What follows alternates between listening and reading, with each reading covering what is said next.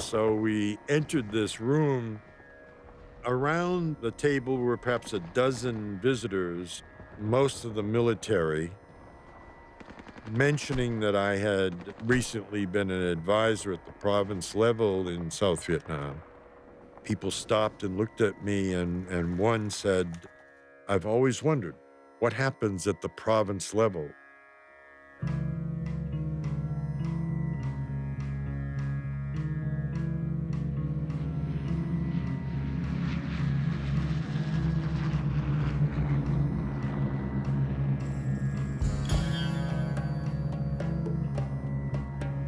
The wars in Iraq and Afghanistan remind me of the issues we faced back then. We just didn't know who to trust among the Vietnamese. Who were the sympathizers and who were the enemy? Who could you believe? The U.S. military saw this as an organizational problem.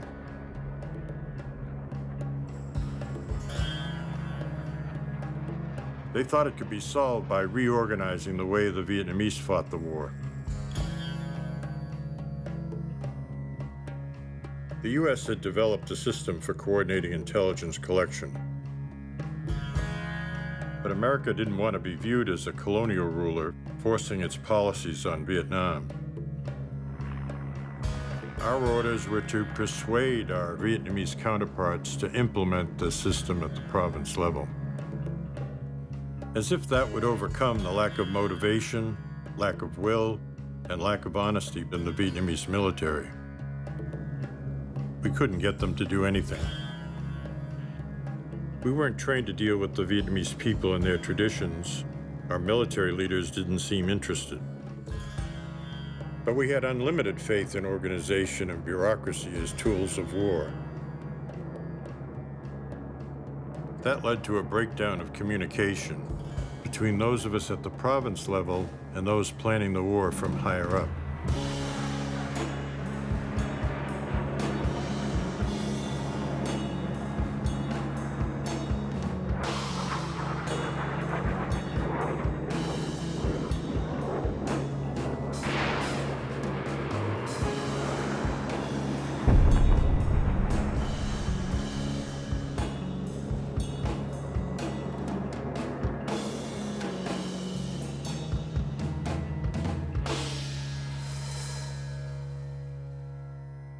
How does the typical American in the early 1960s wind up in Vietnam? I agreed to go into the Army in May of 1966, and I was commissioned and went to Fort Benning, Georgia for infantry school training. The culmination of the infantry training was escape and evasion. What to do if we were captured by the enemy. At a predetermined point, you were allowed to escape. Your job was to find your way back to safe haven, and to do that, you were supposed to not get captured again. Well, I think I was the only one who got captured twice on the way trying to get back.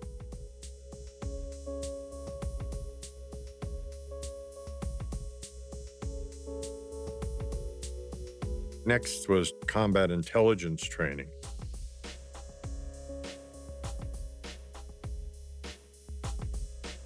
How to identify the enemy, how to classify them, how to collect intelligence about them, and put them into some kind of analysis of what was going on.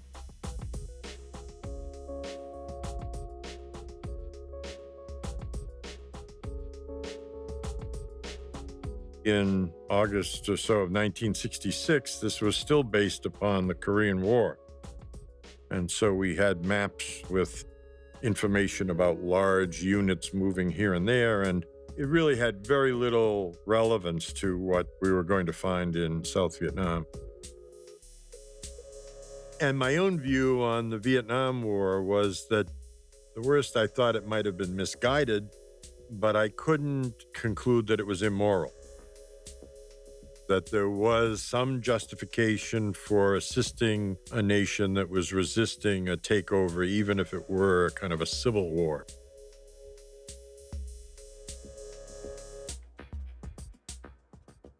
Midway through the training, we got our orders.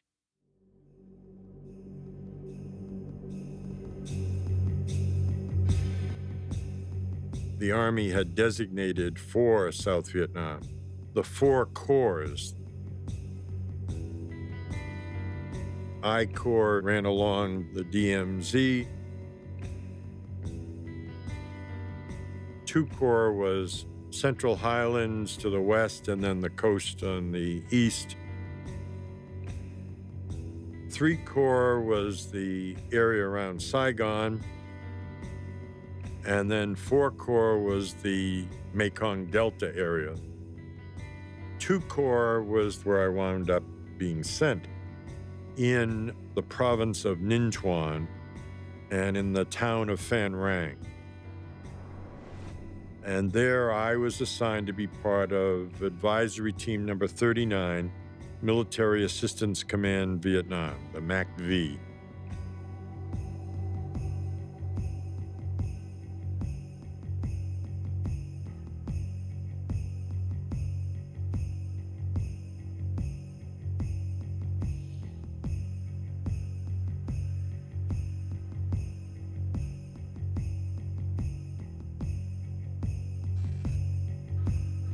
We were there as advisors who worked in parallel with the Vietnamese officers who were in charge of that province, the ARVN. A kind of parallel military structure to that of the South Vietnamese military. So you had a commanding officer at the corps level who advised the commanding general of the ARVN unit. And then on down the line with various officers, including what we would be, which were the staff intelligence officers, the S2.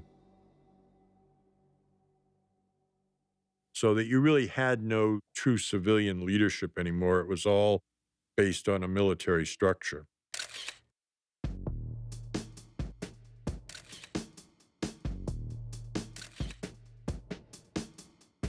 One of our tasks in the intelligence business was to observe the province that we were in.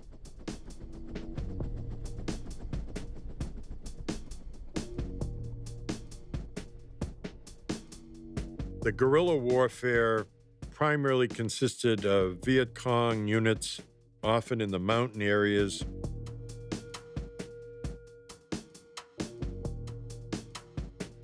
They would come down from wherever they were hiding and enter hamlets.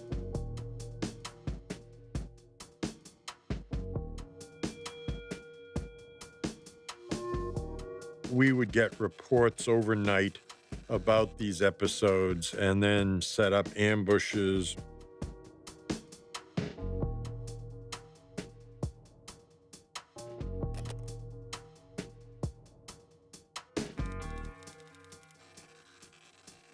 I was part of the 519th Military Intelligence Battalion.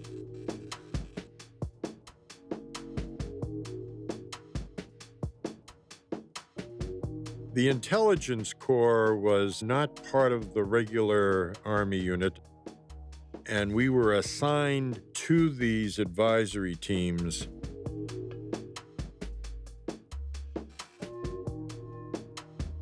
We had dual loyalties. One was through the American stream of intelligence collection, and the other was working with the Vietnamese military. We would spend part of the day doing our own analysis, writing our own reports for the U.S. military, and then meeting with our Vietnamese counterparts. We were supposed to help the Vietnamese understand the information that they were collecting. Here I was, a 23-year-old with about 6 weeks of intelligence training.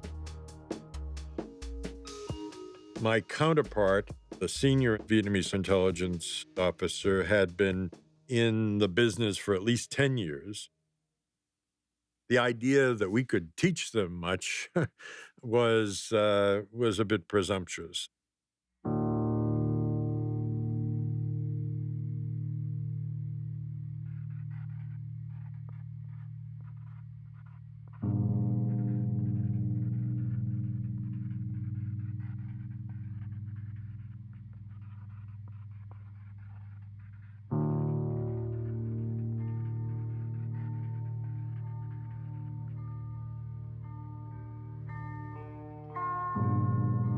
I used to go into these hamlets and I would hear sometimes the children, sometimes the women saying, Trung we mapwa, mapwa. My interpreter told me Trung we stood for lieutenant. Mapwa meant very big, maybe very fat. It wasn't too clear what exactly that meant. That was what I was worried about. And so I said to him, well, I said, I've got to do something. I said, what's the word for handsome? And he said, well, Trung we dap tai. So after that, whenever I'd hear somebody say Trung we mapwa, it's oh, Trung we dap tai, which would they thought was hilarious, of course. There was a great deal of friendliness on the part of most of the Vietnamese people for the Americans, even by people who might otherwise have been under the threat of Viet Cong retaliation.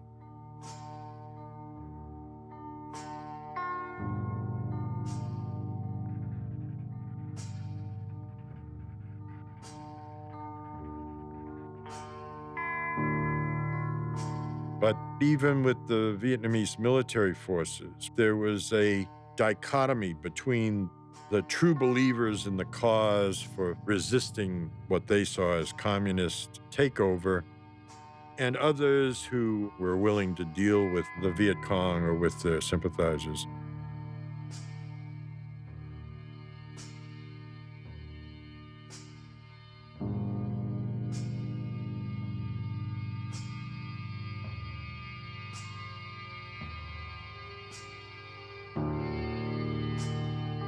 The regional forces and the popular forces. Effectively, well, they weren't very effective, but they were a National Guard kind of unit. Very little training, some of them with no training at all, often with very old, inadequate weapons. There would be a small group of men, sometimes elderly men, who would take turns at night and guard the hamlet from intruders. Sometimes they were successful, oftentimes they were not. A small group of these popular force people, they had seen an ARVN, an army truck, headed towards an area that we considered Viet Cong controlled. They stopped the truck and were holding it and the driver. And in the truck was a load of American medical supplies.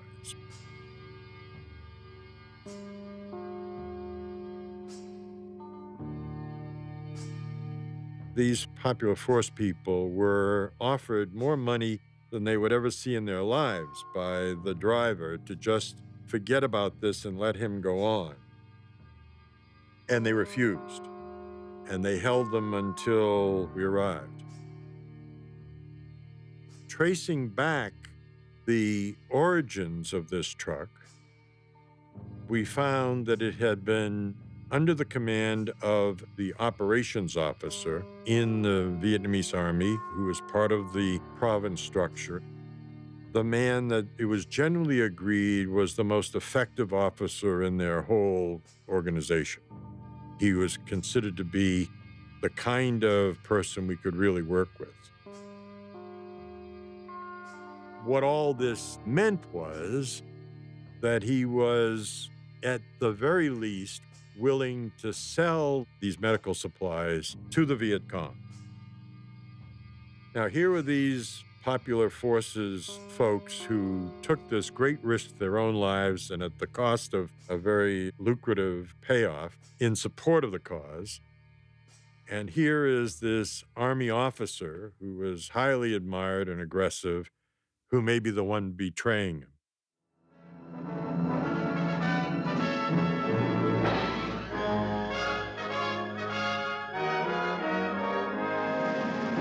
The Central Highlands, the Wanson Cordillera, are a mountainous, largely jungle-covered region. Military strategists on both sides of this struggle are agreed that he who gains the highlands will have won the fight for Vietnam. Villages of the highlands are inhabited by many races, known to the outside world by the French term montagnards, or mountain people. They are known to themselves by such tribal names as Rade and Hmong, are vastly different from the light-skinned lowlanders whom the world knows as Vietnamese. Through these mountain villages, for more than a decade, have passed increasing numbers of communist guerrillas. The Montagnard on his own ground is a formidable ally. A man of great personal courage, the Montagnard holds the key to a strategically vital area of Southeast Asia. If he can be won to the government's cause, the guerrillas' jungle sanctuary in the Vietnamese highlands will disappear. What is corruption under these circumstances? Well, the district that was in the northern part of Ninh Thuan was dominated by Montagnards who had a very difficult time with most of the Vietnamese who treated them as second-class citizens. They had a district chief there that we were working with who was ethnically Vietnamese. When we went up to these hamlets in that area, we would be asking the popular force people how they were getting along, what they needed, etc. And they kept complaining that they were hungry, that they weren't getting enough rice. Well, one of the ways that they were rewarded for their service was the rice which the United States provided. It would eventually go to the district chief, and the district chief would distribute it to the popular forces. We realized that the district chief had to be siphoning off rice, selling it on the black market, and cutting back on what he gave to the popular forces. This kind of corruption, we thought, was truly outrageous.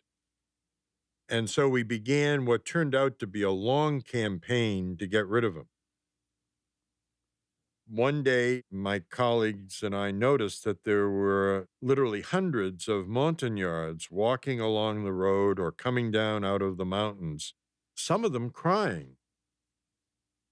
They said he was the best district chief they'd ever had, that he was the first one who had treated the Montagnards fairly, and that all in all, he was the best guy they'd ever known among the Vietnamese. And here we were, the proud Americans, and we'd made sure he got out of there. As I said I think I said to the colonel, we should have just paid him directly, to keep doing what he was doing.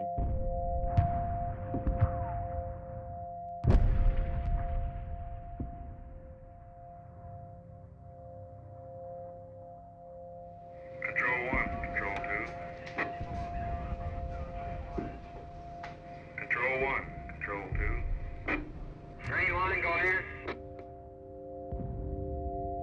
With Phan Rang Air Base right nearby, we would often get calls from the Air Force pilots coming back to the air base who, for some reason or another, had not dropped their ordnance on their original targets.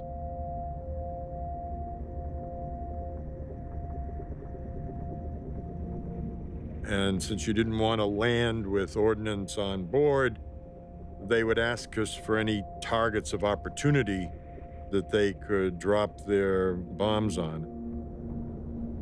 Control, White 1. 462 will be coming back with unexpended ordnance. Any problem? You wound up sometimes not much more than picking a dot on the map where there might be some VC somewhere.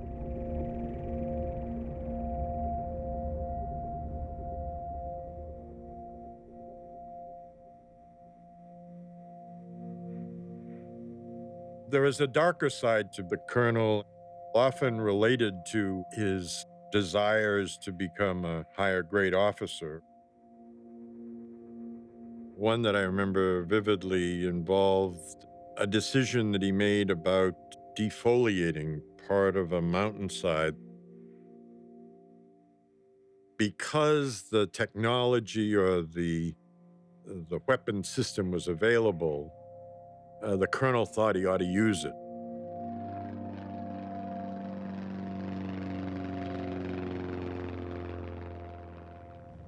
Where he decided to use it was in an area that we had only rarely been able to even see from our aircraft. The mountains were covered with clouds, and the aircraft could not safely get into them. The Montagnards lived high in the mountains often. They would burn off a section of the mountainside and then plant and then move on to a different section. Now, we'd had a number of reports, and it probably was true, that there was some infiltration of Viet Cong down through that area. But it tended to be an area in which both sides sort of left alone. Some of us argued that, we'd never had any hostile fire at our aircraft while we were traveling in that area. But the colonel was insistent, and one day we saw come into the offices a crew of kind of older Air Force pilots with fluorescent scarves around their neck who announced themselves as the people who effectively delivered Agent Orange.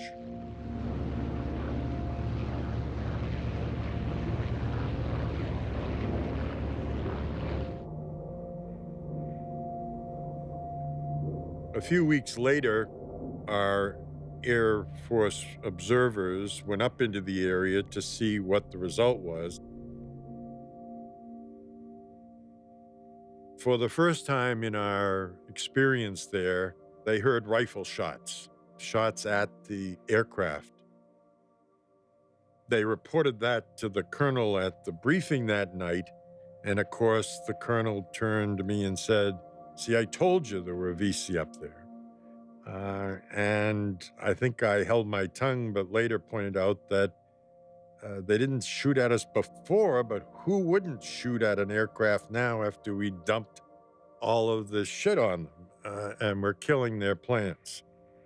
Um,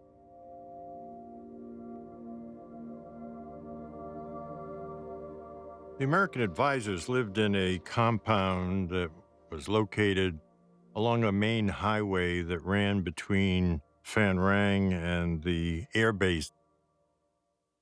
And along the highway, there was a pipeline to carry jet fuel.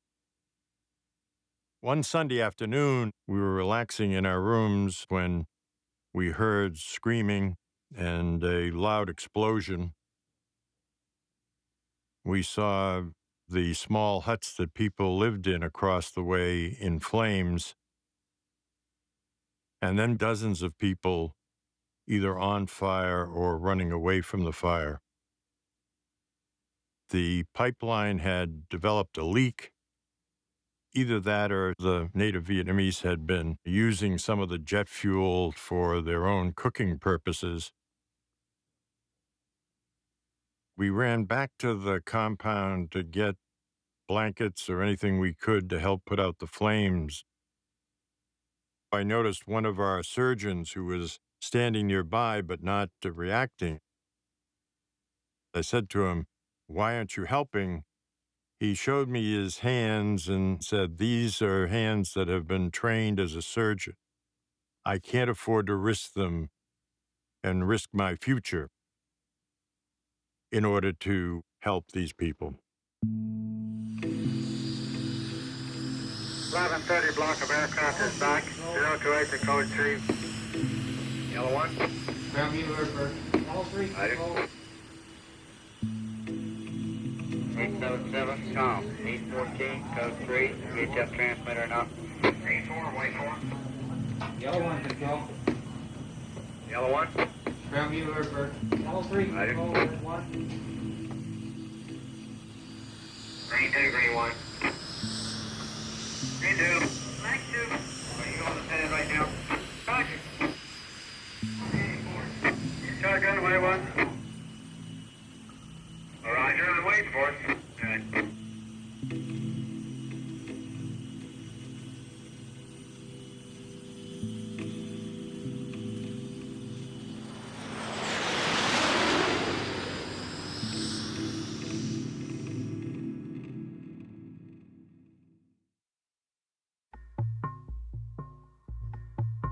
The work of intelligence, there really are two components to it. One is to record incidents of contact with the enemy.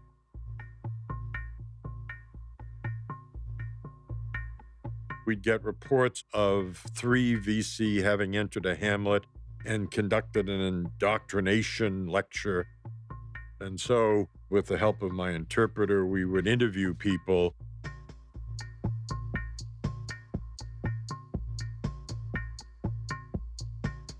There was a civilian component, representatives from the Central Intelligence Agency, that was the advisor to the National Police.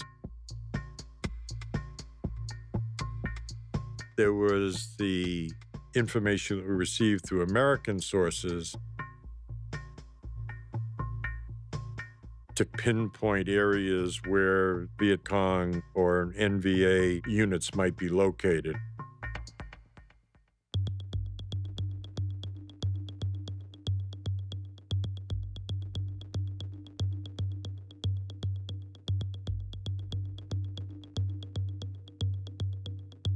The second part was collecting information reported by agents. These created the greatest problem in terms of evaluation.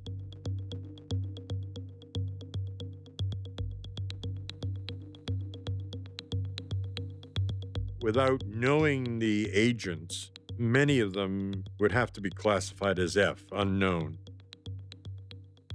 Most often, the information itself would be unknown.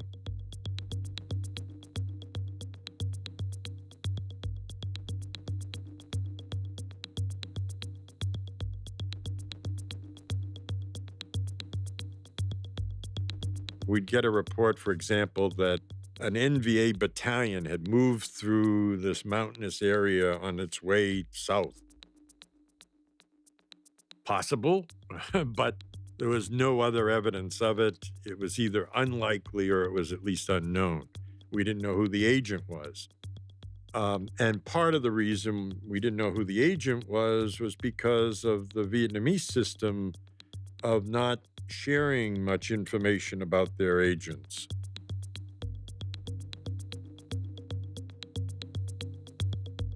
One of the other problems associated with this was that the various Vietnamese intelligence agencies refused to share information about their agent with one another.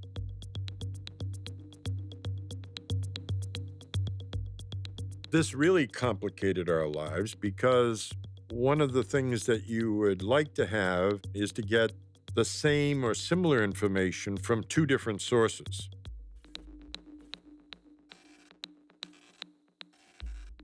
So now we've got this NVA battalion moved through this area reported by one agent, perhaps coming through the Vietnamese military. And we'd get a report from the National Police that their agent had seen an NVA battalion coming through the area in a similar fashion. One would like to conclude that that was accurate information. The problem was, we were never sure that it wasn't the same agent selling the same information to both of the different services.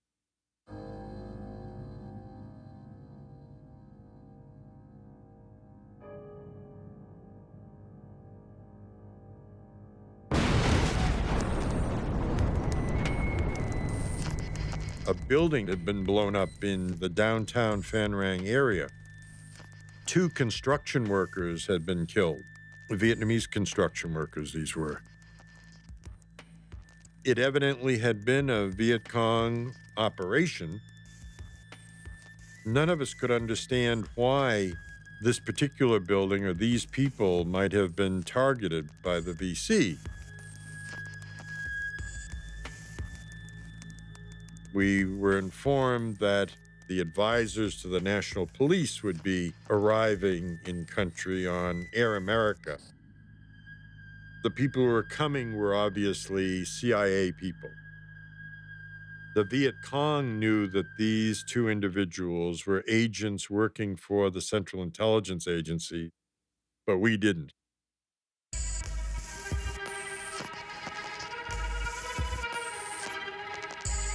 There had been an uproar in Washington by President Johnson, and he had told the CIA to send people and get them out there to get more information.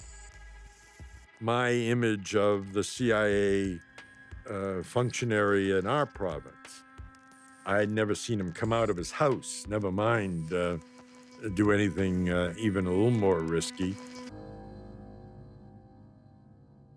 It did not surprise me at all that he was not calling in. He was notoriously a man who liked his alcohol, liked some of the young women from the area.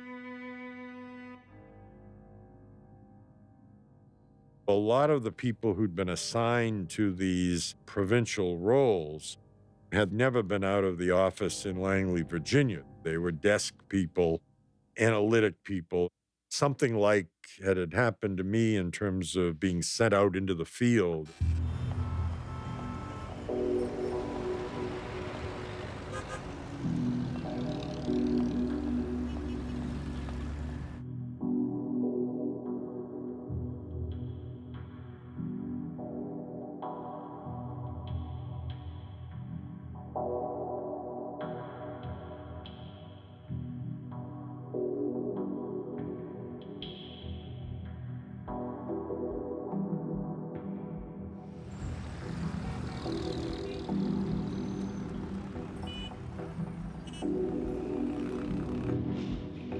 We were, as intelligence officers, brought to Saigon to be briefed on the Phoenix program.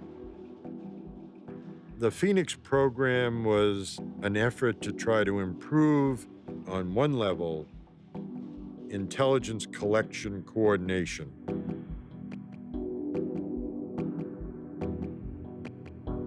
It also aimed at the identification of the individuals within the normal hamlet village operations, but who were secretly part of the Viet Cong apparatus.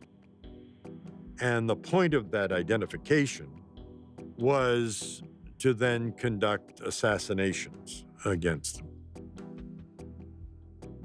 The program was really aimed at identification of individuals, ostensibly civilians, who would be taken out as potential leaders of a Viet Cong government. The program, as it was to operate at the province level, was with the establishment of an intelligence tactical operations center. Wherever intelligence was being collected from all sources would be brought together and shared. When we asked what the Vietnamese knew about this, they said that they had asked the Vietnamese commanders to institute these things, but they had decided against it. And so we were supposed to persuade our colleagues and counterparts at the local level to do this so that it would be in place, and then the ambassador could simply tell the president that it now already existed. Well, there was no way that the Vietnamese lieutenant was going to institute a system for sharing information unless he got direct orders from higher authorities. And so our ability to really do this was very limited. But the controversy about whether or not either an individual or that the United States military is justified in assassinating people who have not, quote, done anything that we know of yet as participants in a plot to do something is obviously of a very difficult moral question.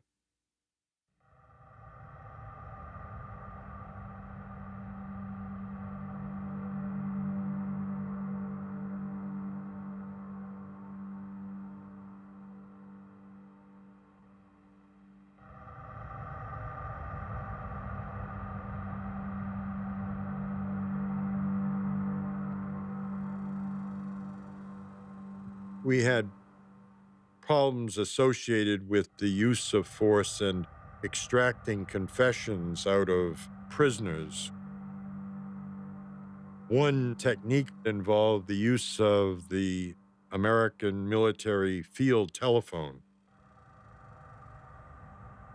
We called it ringing somebody up.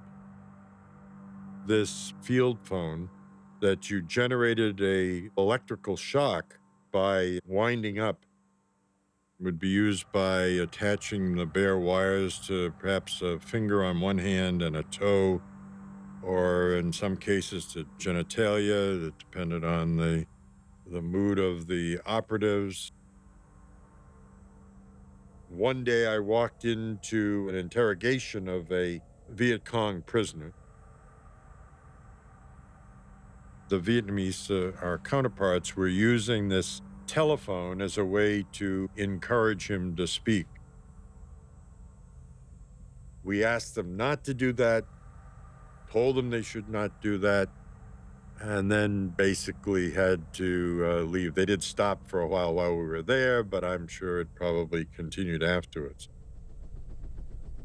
This goes along with things like threatening to throw people out of helicopters if somebody didn't talk. Clearly, that kind of psychological threat was used.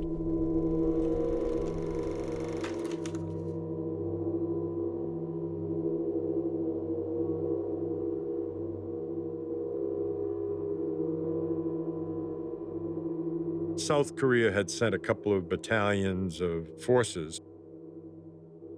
We didn't have much contact until one day we got a call that 3 Vietnamese woodcutters had been killed in an ambush that had been set up by the ROKs, the Republic of Korean soldiers.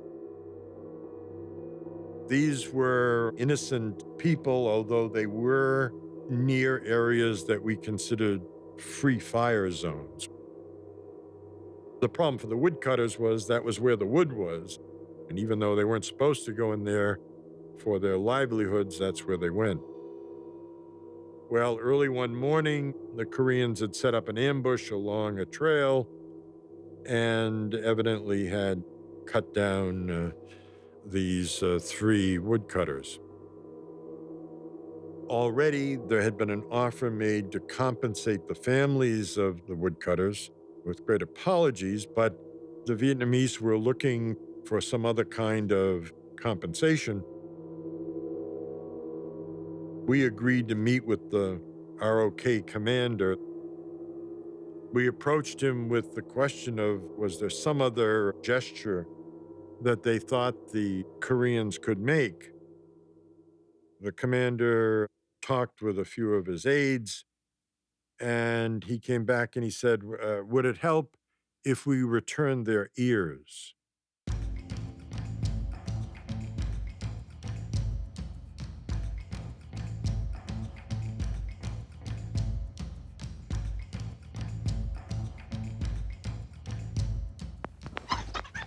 Hello, folks. Here I am again. Continuing my message. I'm down here at our sector headquarters on duty again tonight. So things are very quiet. I'm just passing the time away. I've been rewriting some of the reports that we have to put out at the end of every month. They certainly put out some ridiculous reports in this country. No wonder Johnson thinks we're winning, because nobody wants to tell him that things are really going fairly badly. This would have been in the middle part of 1967. The U.S. Army sources were doing a reanalysis of the numbers of Viet Cong and NVA troops that we were confronting. At the same time, coming down through the Vietnamese chain of command, they were getting the same requirement. They were to do their analysis of the size of the enemy force. Basically, an attempt to finally figure out not only how many Viet Cong military there were, but also this infrastructure, this parallel governmental universe that existed. Maybe even going down to sympathizers who would be part of the Viet Cong effort.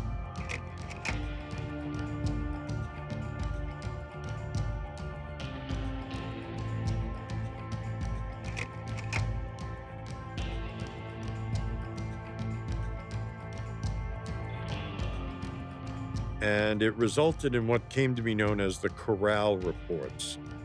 We were going to round up all of the enemy in a corral kind of situation.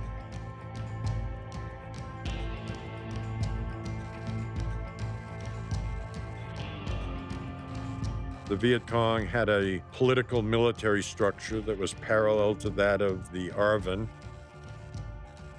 They had a province chief and they had various levels of command that would be like the shadow government if and when they took over the province.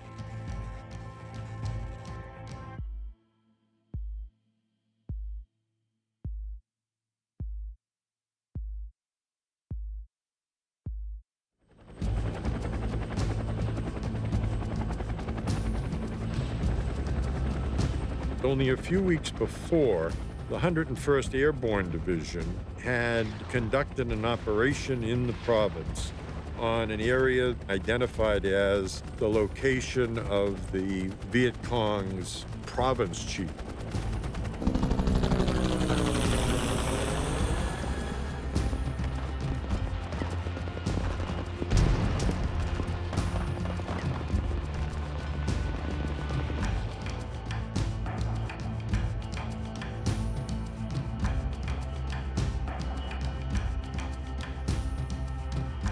We had a pile of documents that appeared to be lists of people and gave us some ideas about troop strength. The measure that was being used was body counts. The commanding general of the 101st Airborne was very disappointed in the number of bodies identified as Viet Cong. And so he questioned us why they didn't find more VC there. We said something to the effect, what did you expect to find there? You found the province capital. And they said, well, we had these reports about NVA battalions. And we said, I think, sir, if you look at those reports, you'll see that we consider those reports either doubtful or F6 unknown, unable to classify.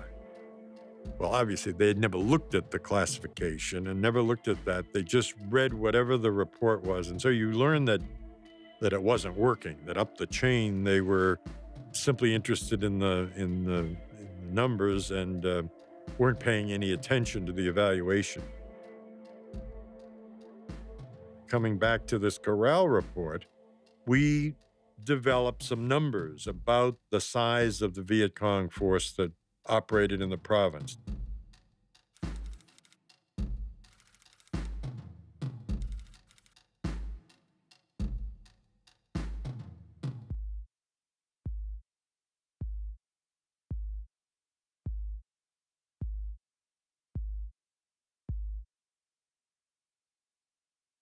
A few weeks later, the colonel called us in and said that Saigon was not happy because our estimates of Viet Cong strength and those of the Vietnamese did not match, and that we should reconcile them. We asked what the Vietnamese had offered, and they had said some much lower figure than what we had come up with. He says, what do you think this means? And I said, Colonel, I don't think they want our higher numbers. I think they want the Vietnamese lower numbers.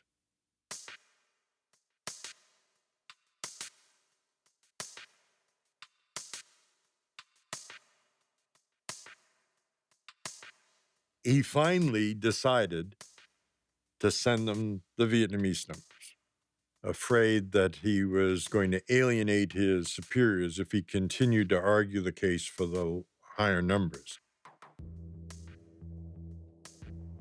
A few weeks later, I met with some of my friends who were still at Tan Son Nhut, a major base known as Pentagon East, and they were operating there as intelligence officers, looking at the big map of South Vietnam and receiving reports from around the country and making the order of battle, what units were where and how many were, et cetera.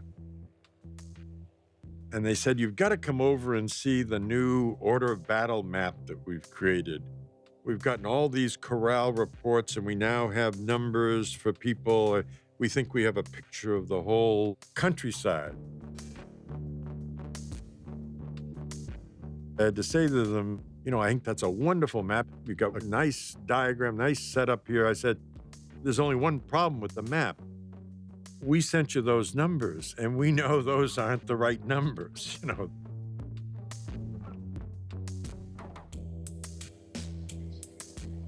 The numbers that we were talking about tried to be inclusive of everybody who might be a part of the enemy force. The Vietnamese were willing perhaps only to look at the numbers of people in the kind of official military position. There were different levels of commitment to the Viet Cong cause, and it was very important to know whether or not there were people in the hamlets who were sympathetic, even if they weren't the military people. And so that was part of the disagreement about how to count the enemy force.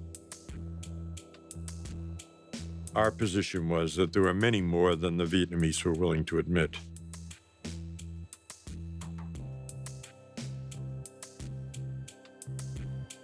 One of our colleagues responsible for briefing General Westmoreland, the commander in the entire area, and Ellsworth Bunker, who was the ambassador at the time.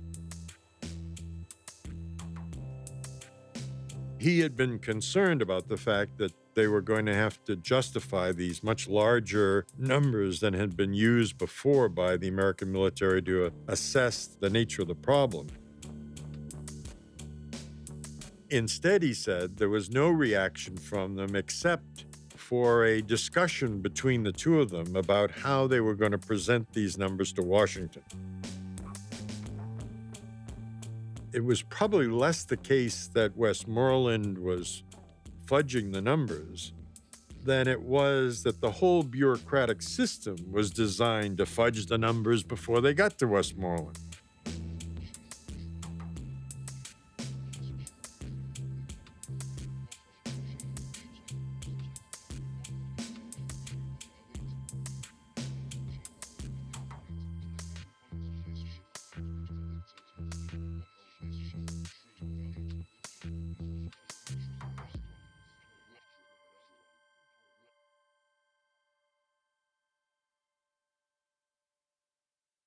By telling us they didn't want the higher numbers that we were getting and giving them, they were telling us to keep them lower. The political atmosphere and the political leadership are obviously vested in a certain policy, and they don't like the bad news being brought to them. So we contributed to that. We made the compromise of changing our numbers to meet the expectations of those people above us.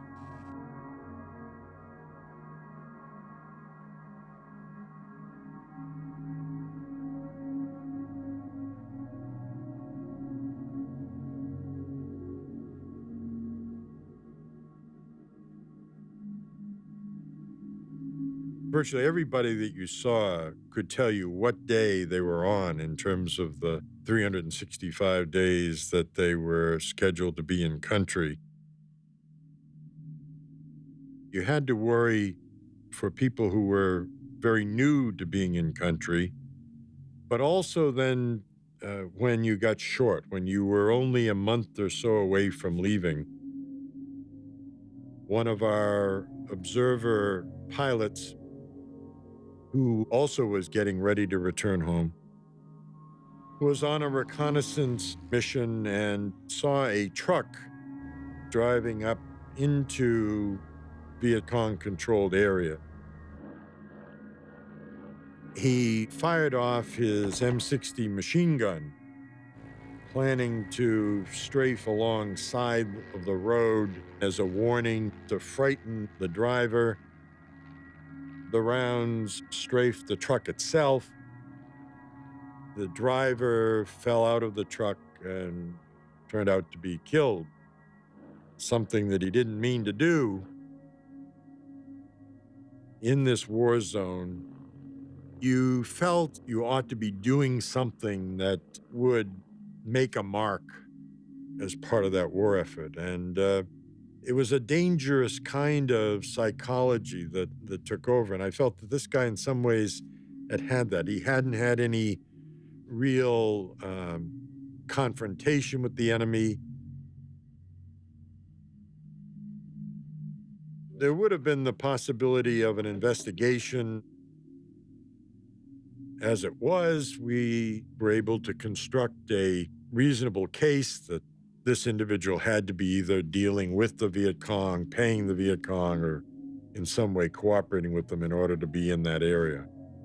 And as far as I know, that's as far as that went.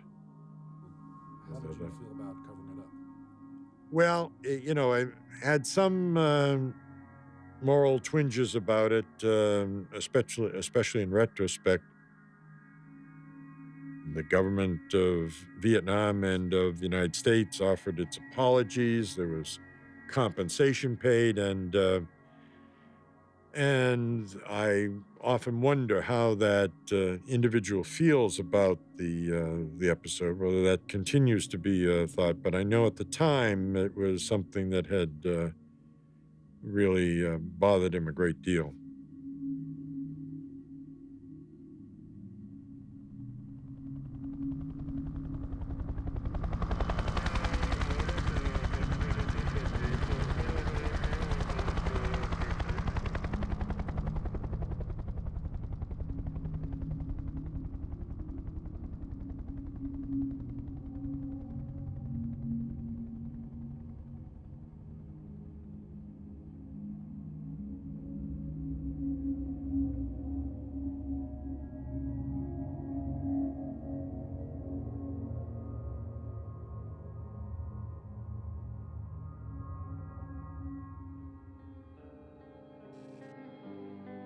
The American military went through a very elaborate set of codes for identifying people, that it would be a mistake to use real names.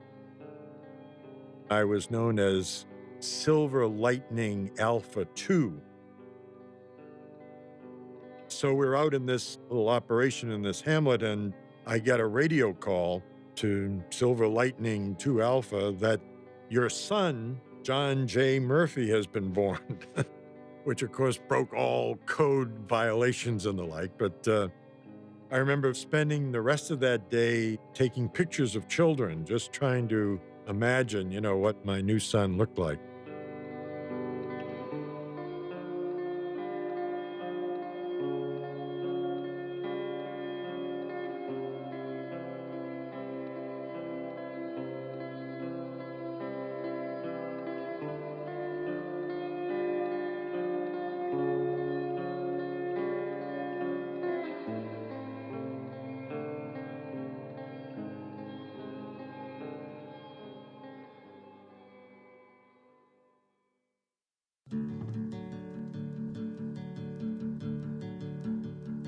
Each month, there would be a junior officer from one of the teams who would be assigned to go to Saigon to pick up a satchel full of money, both military payment certificates, which was the American currency, and a thick book of official papers.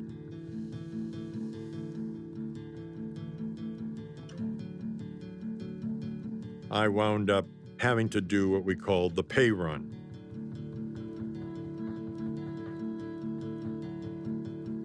We had to fly out to an advisory team that was experiencing attacks by a North Vietnamese battalion virtually every night. Needless to say, I was particularly interested in getting to them early in the day and leaving before nightfall.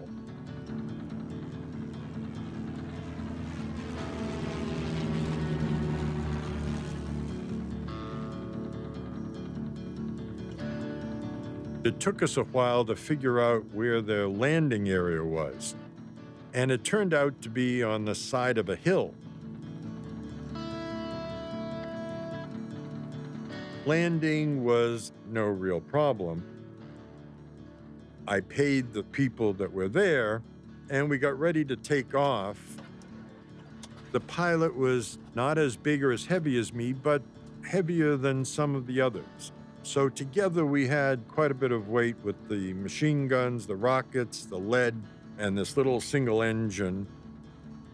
We sat at the top of the hill and he said, "I don't think we've got enough engine power to go up the hill and get enough airspeed. So we're going to have to go downhill." And we came down the hill, building up airspeed. I felt us leave the ground.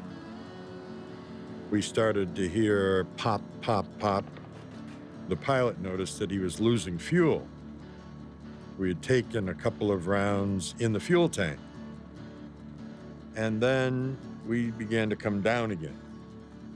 We come back down right at the foot of the hill, bounced up in the air, bounced back down on the other side of the hill, and go plowing into this grassy area.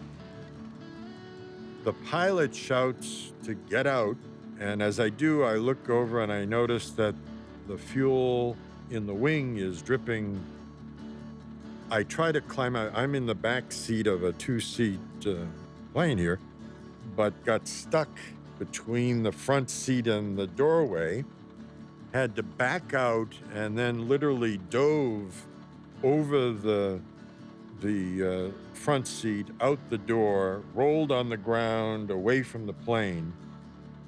And as we stood there looking at the plane, waiting to see if it's going to go up in flames, I remember that I probably have about $20,000 in military payment certificates and piastres still in the plane. And the Army is awful if you lose the money on these pay runs. We've been warned over and over again. I can just see it burning up and having to try to explain that, that this money burned away. I was able to go back and retrieve the bag, and then it occurs to me, I may have to stay in this place this night because that NVA battalion is still out there. How am I going to get out of here now that our plane is unable to fly?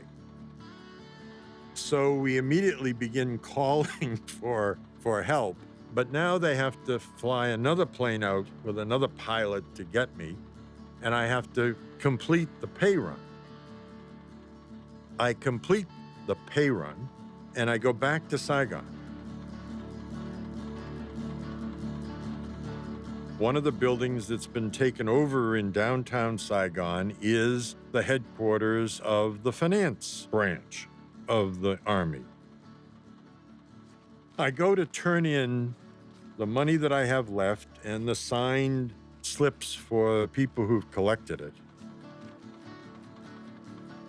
I get to the office in the morning, we get the bag, the money is in it, take it to the sergeant who's responsible for checking the signatures, and he stops at one point. Oh, he says, "We got a problem." I said, "What's the problem?" He said, "You see here, the official signature for this sergeant is John J. Jones." He signed it J. James Jones. That's an incorrect signature. I can't accept it. Can't accept it. He says, you can't turn in the money. You can't turn in the pay slips. You've got to go back and get the right signature. That would have been bad enough, except when I look at J. Jones, or whatever his name was, he's at this outpost where we crashed the plane. And so, theoretically, I'm supposed to go back and get a new signature from this guy. I said, you got to be kidding me. I said, this is ridiculous. I said, I'm going to just, no, he says, you can't do that. You can't just sign it yourself. You know, this would really be in trouble. So I have to take everything back. I get together with my pilot. I'll tell you one thing, he said, is going to happen is no way am I going back in there with you in the plane. He says, give me the stuff. I'll go, I'll fly in there. I'll get the signature. And that was fine with me.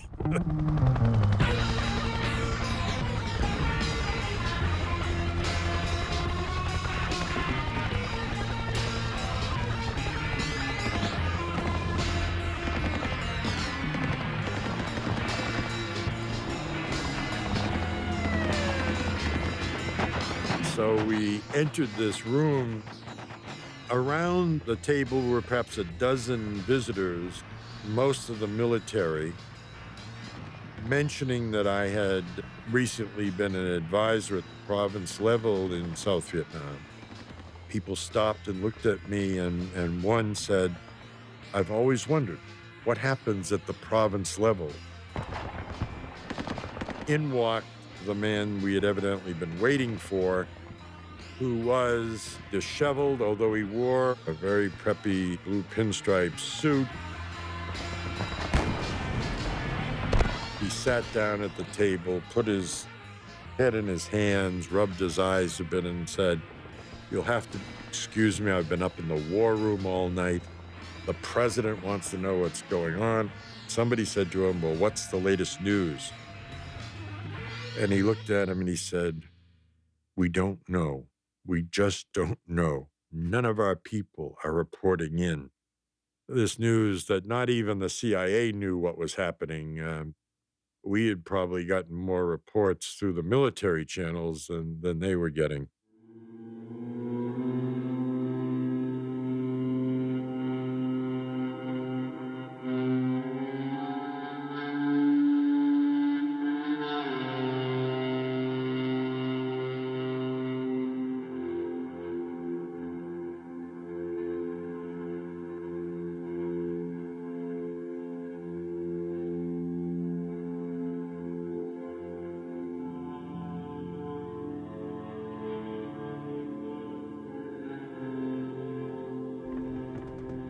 There's no doubt in my mind that in the short run, the United States could have won, quote, the war in Vietnam by taking it over and running it. To do that, however, they would have had to have become the colonial rulers. And in the long run, we could never win at that. We had, in many ways, a connection with some of the population, which saw us as a useful and positive force, but who also had to deal with this kind of corrupt or inefficient leadership. Someone once asked me, is what we hear about Vietnam true? And my answer used to be, everything you ever heard about Vietnam is true in some way. None of us had the same experience, none of us went through exactly the same kinds of learning. But that's been the Vietnam that I knew and the stories that I tell.